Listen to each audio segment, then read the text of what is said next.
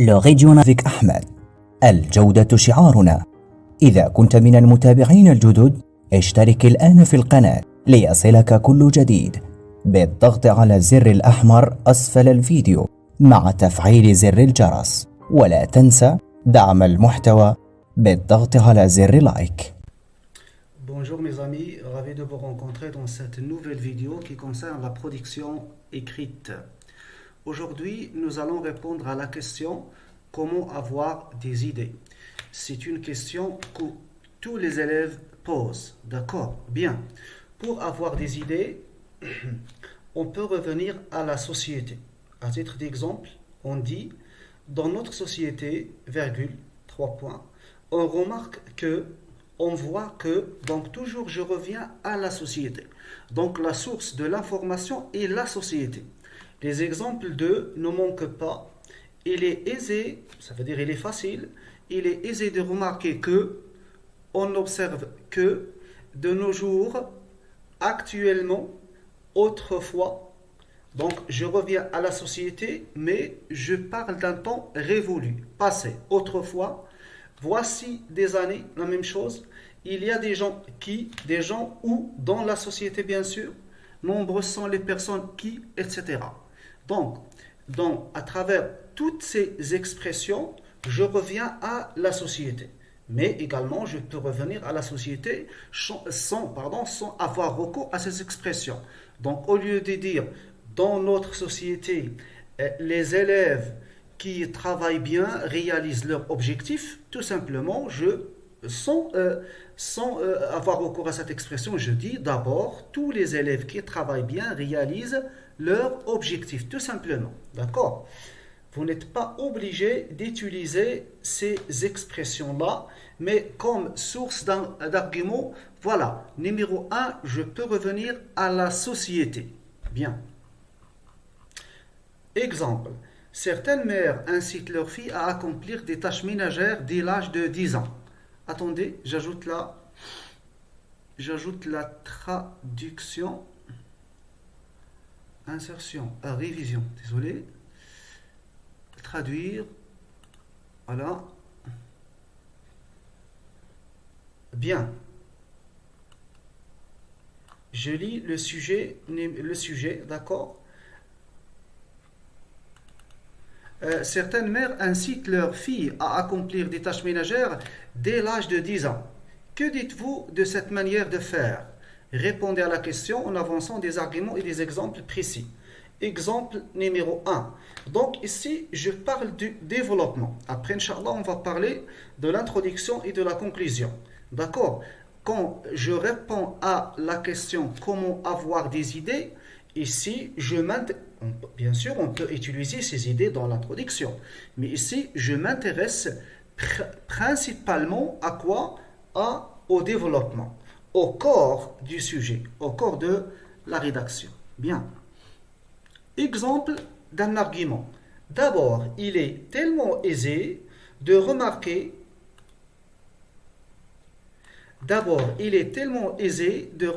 que les filles qui accomplissent des tâches ménagères à un âge précoce ne tardent pas à essuyer un échec scolaire. Là, je suis contre le fait, je suis contre l'accomplissement des tâches ménagères par les filles dans leur enfance. D'accord? Bien. Attention, ce n'est pas tout. Ici, c'est juste le début d'un paragraphe. Donc, qu'est-ce que je dois dire? Qu'est-ce que tu dois dire? C'est de développer. Hein? Pourquoi j'ai écrit ici? Hein? À développer. Donc, c'est à toi de développer, d'enrichir l'idée. Comment on verra ça après? Comment articuler? Comment lier les idées entre elles? On va répondre à cette question. Exemple numéro 2. En premier lieu, le même sujet. Ici, je suis pour l'accomplissement des tâches ménagères. Ce sont des exemples. Hein? Là, je suis pour l'accomplissement des tâches ménagères par les petites filles. En premier lieu, ici, comme dire en premier lieu, en deuxième lieu ou bien en troisième lieu, c'est la même chose. Ce qui nous concerne, c'est d'avoir la première idée. C'est de commencer un paragraphe. Bien. En premier lieu, on observe que les filles qui accomplissent des tâches ménagères pendant leur enfance, une fois devenus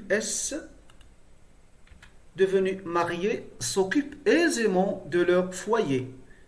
Là, je suis pour. Bien, toujours, c'est un argument, c'est un argument à développer. D'accord? Ce n'est pas tout à développer.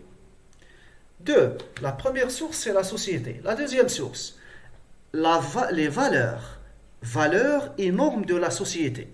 Donc, dans un, j'observe les faits, les comportements, les causes, les conséquences, etc.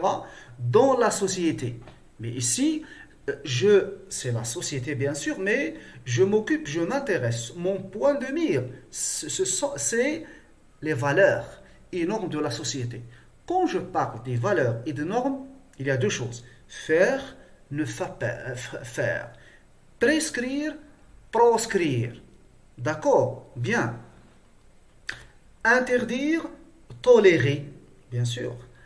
Donc les expressions en tant que bon citoyen ne devons. Vous voyez? Donc ici nous avons ici le verbe devoir. Devoir. Devoir c'est devoir faire ou bien devoir ne pas faire. Chaque individu est appelé à, hein, je me réfère à une valeur, à une norme, d'accord? Et je dis chaque individu est appelé à. Il faut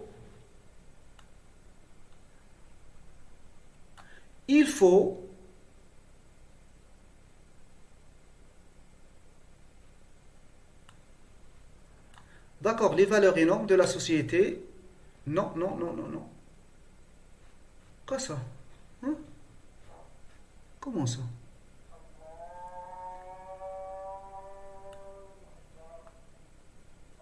Attendez, c'est l'appel à la prière. Donc, on supprime ce qui est... Ah bon, le mot sélectionné, s'il vous plaît, c'est à supprimer. Hein? Donc, je dis directement, je lis. Je ne parle pas ici de l'entreprise pour dire ceci, c'est la société, ça veut dire les gens qui nous entourent. Hein? D'accord, bien. Donc, attendez s'il vous plaît. Donc, l'appel à la prière va finir et je vais continuer. D'accord?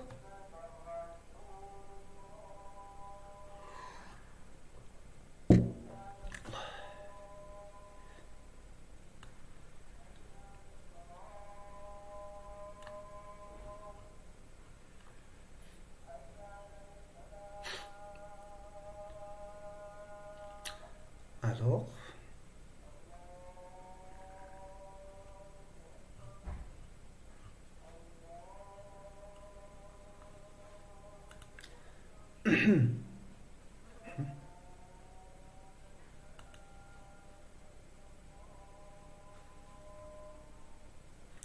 très bien.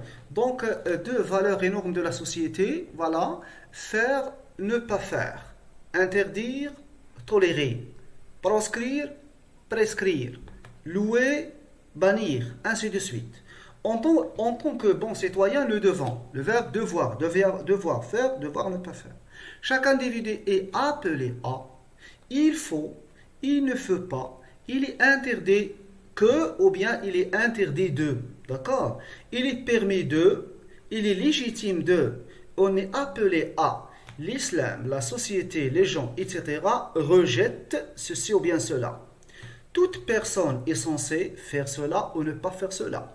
Il est normal de faire ceci, de dire ceci. Il est anormal de dire ceci, de faire ceci. Il convient de, il est fort recommandé de, le bon sens implique, ainsi de suite. Donc, toujours, les expressions que je donne ne sont pas exhaustives, d'accord? Ce sont juste des exemples, entre autres, bien sûr. Voilà. Donc, un exemple. Prenons un sujet. Autrefois, nos parents faisaient quoi? Autrefois, nos parents faisaient de l'épargne en achetant de l'or. Épargner, c'est économiser. Des bijoux pour se préparer aux jours difficiles. Partagez-vous cette manière de faire? Justifiez votre point de vue à l'aide d'exemples et d'arguments pertinents et convaincants. Bien, exemple numéro 1. Je suis toujours dans le développement. D'un côté, on est appelé à se préparer aux jours difficiles. D'accord? On est appelé à. Ça veut dire ça, il y a un faire. On doit faire ceci. D'accord? On est appelé bien. Toujours à développer. Hein? Toujours. D'accord. Exemple numéro 2. En premier lieu, il est fort recommandé de vivre la vie, de vivre l'instant. Donc ici, je suis pour. Ici, je suis pour l'épargne. Ici, je suis contre l'épargne. Toujours à développer. C'est à toi de développer. C'est juste le début de l'idée. Le début du paragraphe. Bien. 3. L'autorité. Qu'est-ce que ça veut dire l'autorité? Un argument d'autorité. Quand je rédige un texte argumentatif, je recours à l'argument d'autorité. L'argument d'autorité, c'est quand je dis par exemple Dieu a dit, le prophète a dit, le messager a dit, le philosophe Socrate a dit, ainsi de suite. Donc, Dieu, voilà, donc soit je cite la citation telle qu'elle est, soit je la reformule à ma manière. Voilà. Donc Dieu ordonne aux gens de, etc., de faire ceci bien, de faire cela. Par exemple, Dieu ordonne aux gens d'obéir à leurs parents. Par exemple, quand je dis Dieu, là c'est un argument d'autorité. D'accord? Bien. Dieu donne à le droit de, par exemple, Dieu donne à l'homme le droit d'avoir 4 femmes. Ça c'est un exemple. Voilà, ça veut dire le Coran est pour la polygamie. Le prophète avec P majuscule, ça veut dire le prophète, notre prophète Mohammed, interdit à ses compagnons de mentir, par exemple.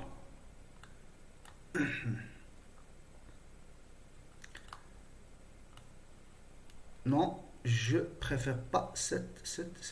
Voilà, d'accord. Donc ici, voilà.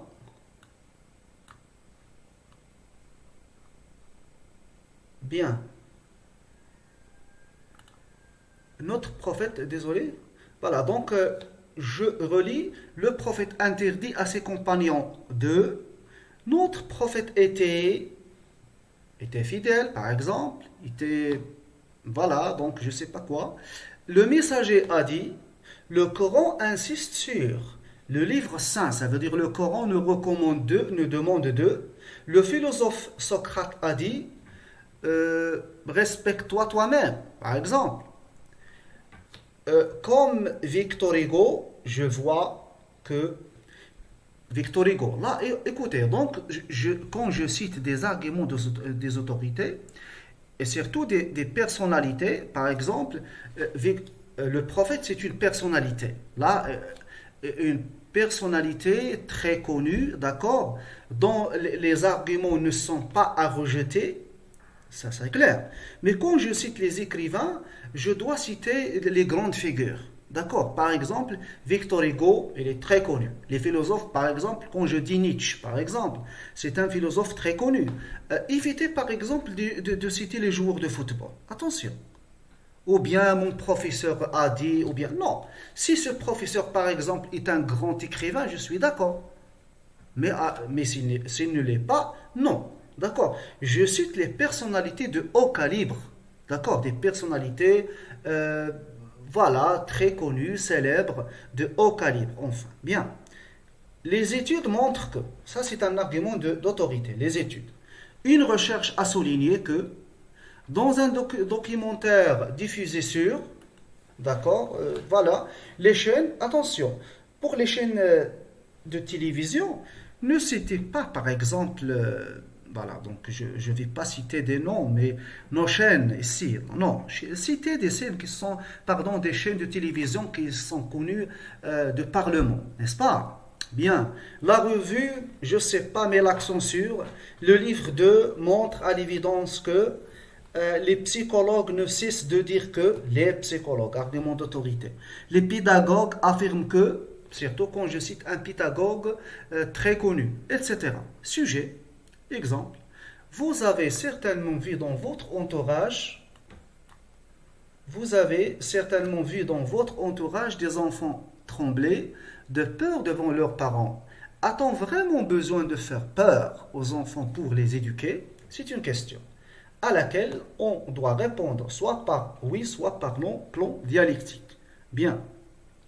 Ou bien tu peux choisir le plan concessif. Exemple numéro 1. Premièrement, les études de psychologie montrent que si l'enfant s'expose... Attendez. Premièrement, les études de psychologie montrent que si l'enfant s'expose d'une manière excessive à la peur, il développe certainement une faible personnalité. Donc, quand je dis les études de psychologie, ça c'est un argument d'autorité. Bien, quand je dis par exemple le psychologue X a dit ceci ou bien cela, à développer toujours, attention, il ne s'agit pas là d'un paragraphe, mais du début d'un paragraphe. Comment avoir la suite? On va répondre à cette question après. Exemple numéro 2. D'abord, là, je suis là en train de vous entraîner à avoir la première idée. Ça veut dire, c'est le déclenchement. C'est le début du paragraphe dans le développement. D'abord, exemple 2. D'abord, notre prophète ne faisait pas peur aux enfants. Ça, notre prophète. Donc, je fais référence à qui? Aux actions de notre prophète. D'abord, notre prophète Mohammed ne faisait pas peur aux enfants. Au contraire, il les traite avec douceur. D'accord? Bien. Par exemple, Hassan et Hussein. D'accord? Il joue avec Hassan et Hussein quand ils étaient encore enfants. Bien. Numéro 4, la vérité générale. La vérité générale, c'est une vérité connue parmi les gens qu'il est, inchangeable. Une vérité, écoutez, donc il n'y a pas de vérité absolue, enfin, mais bon, chaque société a ses vérités générales. D'accord? Bien, donc la vérité générale, c'est une vérité qui ne change pas. Donc, soit elle est vraiment une vérité générale, ou bien à chacun de nous peut construire une vérité générale à lui-même. Hein, d'accord? On verra des exemples. L'homme est né libre. Ça, c'est une vérité générale. L'amitié est un trésor. On le dit aussi. Le livre est le meilleur ami. Le livre est le meilleur ami de l'homme. Une vérité générale. Donc, mais c'est toujours relatif. Par exemple, selon certains, le portable est le meilleur ami de l'homme. Pourquoi pas? Le commun des mortels a besoin de l'argent pour subvenir à ses besoins. Ça, c'est une vérité. La médisance détruit les relations sociales. Toujours la médisance détruit les relations sociales. Autrefois, maintenant, dans le futur. L'union fut la force. Dans le passé, dans le présent, dans les moments à venir. Comme le dit le proverbe, voilà, quand je cite le proverbe, ça c'est une vérité dite immuable. Bien. Attendez.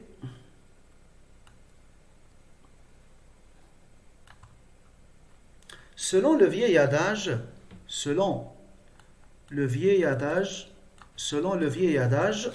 voilà, ceci est bien cela. Avoir des amis, c'est être toujours soutenu. D'accord? C'est toujours relatif, mais bon, par exemple, selon toi, c'est une vérité générale, c'est une vérité qui ne change pas. Très bien. Etc. Ce ne sont pas les seules vérités. Par exemple, écoutez, dans chaque société, il y a des vérités générales. Bien. Même dans la fiction, la société de fiction, ça veut dire dans un roman, il y a des vérités générales. Les personnages parlent de leur vérité, des vérités générales. Hein? Voilà, bien. Sujet 1. Dans les œuvres au programme, Sidi Mohammed a des parents pauvres mais solidaires. Marie a une mère malade et un père emprisonné. Antigone a une sœur et un oncle avec qui il est en désaccord. Quel est pour vous le meilleur exemple de la famille? Présentez votre point en vous appuyant sur des arguments variés et des exemples précis. Très bien. Exemple numéro 1. Tout d'abord, pour les enfants, les parents représentent la force, la confiance et la tranquillité. Pour moi, c'est une vérité générale. D'accord? Voilà, c'est une idée incontestable. C'est une idée indiscutable. D'accord? Tout d'abord, pour moi, pour les enfants, les parents représentent la force, la confiance et la tranquillité à développer. Attention, ce n'est que le commencement du paragraphe. Sujet 2. En une douzaine de lignes, raconter un souvenir, ça c'est le texte narratif. en une douzaine de lignes, racontez un souvenir qui remonte à votre enfance, tout en comparant l'enfance et l'étape de l'adolescence dans laquelle vous êtes. Donc, narration et on va comparer en même temps. Exemple 2. L'enfance est la meilleure étape de la vie. Voilà, donc c'est une vérité. L'enfance est la meilleure étape de la vie. Mais je viens de le dire, les vérités absolues n'existent pas. Il y a certaines vérités, vraiment, elles sont absolues. D'accord? Par exemple, les trois angles, quand je dis les trois angles d'un triangle, l'ensemble des mesures, c'est 180 degrés. Ça, je crois que c'est une vérité immuable, n'est-ce pas? Mais en général, rien n'est absolu. Alors, l'enfant est la meilleure étape de la vie. L'enfance, je viens de le dire. C'est très bien. Alors, l'élément numéro 6, la source numéro 6. Donc, ce sont les sources, les banques d'arguments. Je réponds à la question, où trouver des arguments? D'accord? Donc, voilà, on trouve des arguments dans la société à travers des vérités générales. Attendez. Où trouve-t-on des arguments? D'accord? On trouve des arguments dans la société, dans le vécu, bien, à travers les valeurs, les normes de la société, ça veut dire les règles de la société. On trouve les valeurs dans les citations, à travers des personnalités très connues. D'accord, bien. Des livres, par exemple, des philosophes, des pédagogues, des études imminentes, des recherches, des programmes de télévision, par exemple, très célèbres, les revues, les journaux notamment. Mais attention, ne citez pas par exemple les journaux, je suis désolé, nos journaux ici, nos journaux, non. Cherchez des journaux qui sont mondialement connus, ils ont un poids dans le monde. D'accord? Bien. Moi, je ne vais pas citer les noms, mais en général, ne citez pas les journaux marocains, je suis désolé. Hein? D'accord? Bien.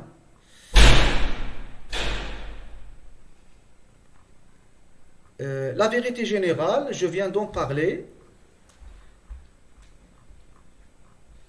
Les dictionnaires. Voilà, donc c'est l'élément que l'on va laisser pour Inch'Allah, la séance prochaine, Inch'Allah, pardon. La séance prochaine. Suivante, c'est quand je parle du passé, bien sûr. Hein, d'accord? Voilà, donc je vous laisse à la séance prochaine. Au revoir.